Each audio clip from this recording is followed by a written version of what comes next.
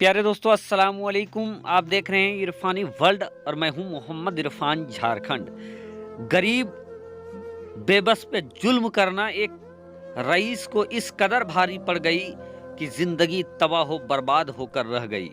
धन दौलत रुपया पैसा सब खाक में मिल गया।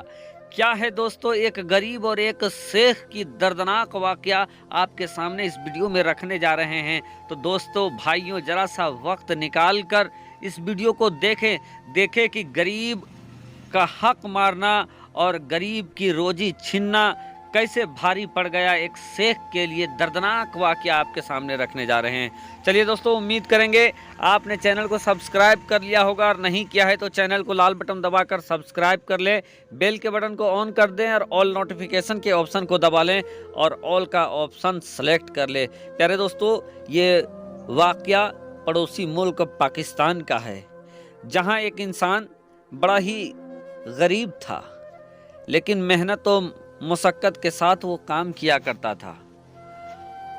उसके काम से खुश होकर एक अल्लाह वाला मालिक के यहाँ, जिसके अल्लाह तबारक व तआला ने बहुत सारे नेमतें दे रखा था, फैक्ट्री था, वो इंसान उसी अल्लाह वाले के घर में काम करता था, उस बुजुर्ग के यहाँ काम करता था। उसने उससे खुश होकर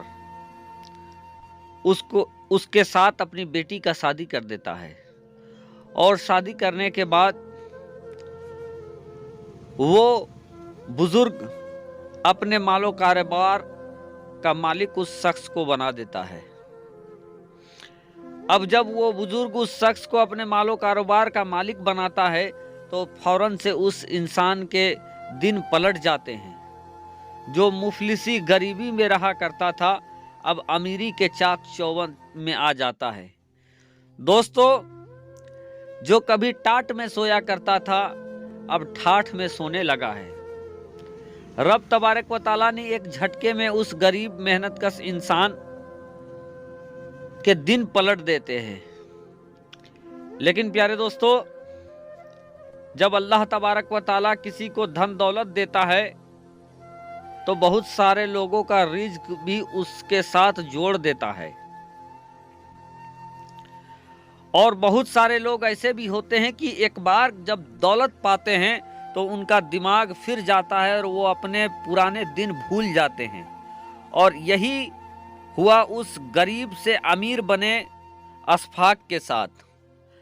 अशफाक अब अपनी गरीबी को भूलकर अमीरी में मग्न हो जाता है, अपने ठाठ बाट दिखाने लगता है। इधर उसका ससुर अपना कारोबार अपने दामाद के हवाले करके वो अल्लाह और अल्लाह के रसूल के जिक्र में लग जाता है। इधर अशफाक ठाठ से ज़िंदगी काटने लगता है, फैक्ट्री का काम देखने लगता है, उसको बड़ी घरों में वो रहने लगता है। और उसके घर में एक गरीब नौकर रहा करता था, जो बागवानी का काम करता था, जिसका नाम अब्दुल था। नहायत ही इबादत गुजार, नहायत ही मुत्तकी परहेजगार, खामोशी से अपना काम करता, किसी से ना झगड़ा करता, किसी से कुछ और नहीं करता। अब्दुल अपने मालिक का फरमाबरदार था। एक दिन का वाकया है कि सुबह सुबह अब्दुल अशफाक की गाड़ी को साफ कर रहा था और पौधों में पानी डाल रहा था कि अचानक से अशफाक वहां आता है और गलती से अब्दुल से पानी अशफाक के कपड़ों में चला जाता है। अब इस चीज को देखना था कि अशफाक काफी गुस्सा हो जाता है अब्दुल पर, और अब्दुल को कहता है कि तुम्हें काम करने की तमीज़ नहीं है। उसके पास चीखने चिल्लाने लगता है और कहता है कि तुम फौरन मेरे यहाँ से निकल जाओ, मैं तुम्हें नौकरी से हटाता हूँ।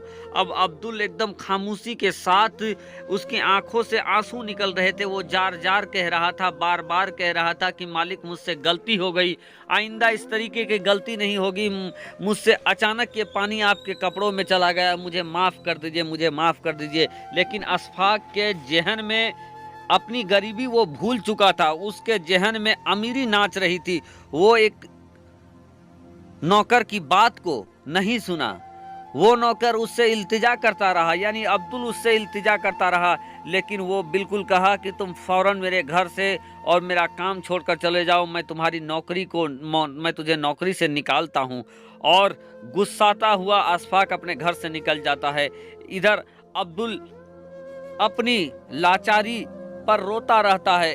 वह रूम जाता है, अपनी कपड़े बांधता है और कपड़े बांधकर वो घर के बाहर ही बैग में कपड़े रख के दरवाजे में बैठ जाता है कि शायद शाम को मालिक आएंगे और उनका गुस्सा कम हो जाए और वो मुझे फिर से काम में रख ले। इसी आसरे में वो बैठा रहता है घर में।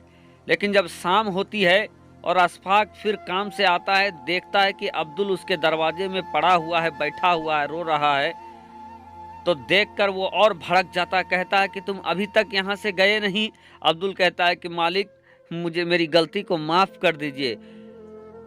लेकिन उसके तमाम मिन्नतों को दरकिनार करते हुए अशफाक कहता है कि तुम यहाँ से फौरन चले जाओ, नहीं तो मैं तुझे धक्के मार कर निकलवा दूंगा। और उसके बाद वो गार्ड को आवाज़ देता है और अब्दुल को धक्के मार कर वहाँ से निकलवा देता है। अब्दुल रोता हुआ उसके यहाँ से निकल जाता है।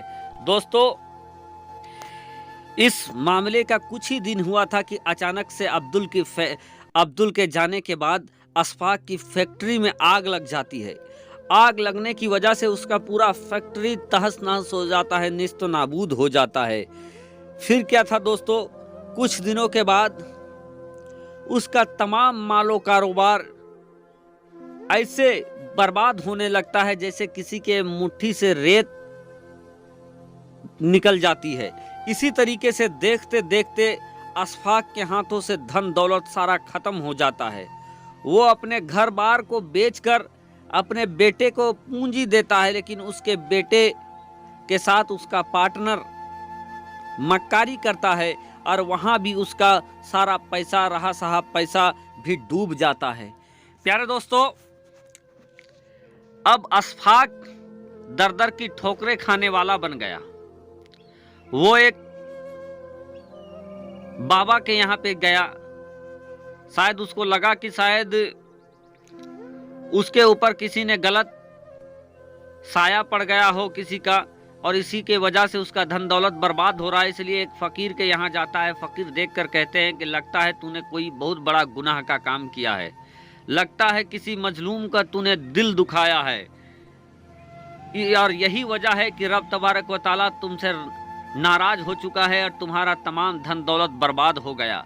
वो याद करने लगता है कि उससे ये कौन सा काम उसने ऐसा किया जिससे रब नाराज हो गया है।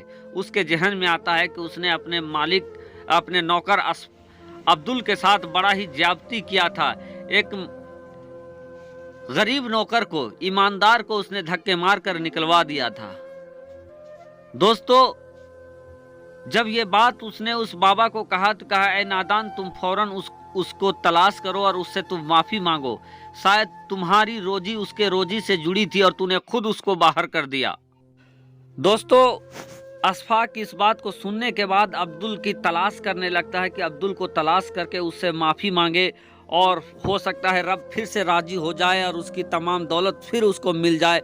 लेकिन अशफाक तमाम कोशिश करता है, लेकिन उसको अब्दुल फिर कहीं नहीं मिलता है। और एक दिन दोस्तों, चौराहे पे अशफाक की लाश मिलती है, जो कि वहाँ पड़ा पड़ा उसकी मौत हो जाती है। तो दोस्तों, एक दर्दनाक वाकया है ये, और ये भी सबक देता है कि कभी कभी हम लोगों से किसी दूसरे का रिस्क जोड़ा हुआ होता है और किसी दूसरे के रिस्क के साथ हमारा रिस्क भी जोड़ा हुआ होता है। तो अगर अल्लाह ने आपको कुछ नवाजा है और उससे 2-4 लोगों का रोजी चलता हो, तो आप किसी को निकालने की कोशिश ना करें। हो सकता है उसी के रोजी के साथ आपकी भी रोजी जुड़ी हुई हो। तो दोस्तों, अपने माल पर कभी घमंड ना करें। दौलत कब निकल जाती है किसी को पता नहीं है। तो रब ने दौलत दिया है तो उसका शुक्र अदा करें। शुक्रिया अदा।